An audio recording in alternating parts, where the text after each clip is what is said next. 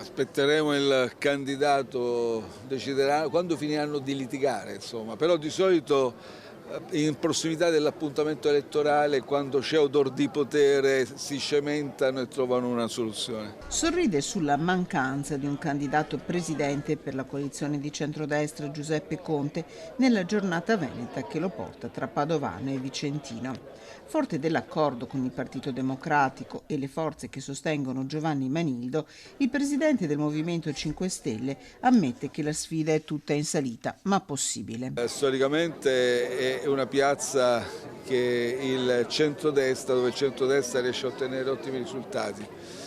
Però ecco, io penso che questa potrebbe essere anche l'occasione per voltare pagina, per dare una svolta e per mettere alla prova un progetto che nasce molto serio, molto concreto, molto credibile.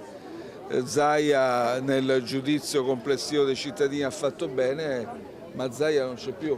Strizza l'occhio al Veneto delle partite IVA strette tra tasse e burocrazia, ma anche al ceto medio che non arriva a fine mese e ampliando lo sguardo all'orizzonte internazionale annuncia che parlamentari, consiglieri regionali e comunali del Movimento 5 Stelle doneranno 1 milione di euro a Gaza. E noi stiamo cercando di dare anche un segnale concreto, non solo sollecitiamo a tutti i livelli politici, istituzionali l'adozione di misure concrete in Italia e in Europa, cosa che ancora non si fa, ma nello stesso tempo come comunità del Movimento 5 Stelle abbiamo ieri votato, gli iscritti hanno votato anche un gesto concreto, 1 milione di euro a favore delle iniziative in particolare che sono state adottate a Global Sumud Flottiglia.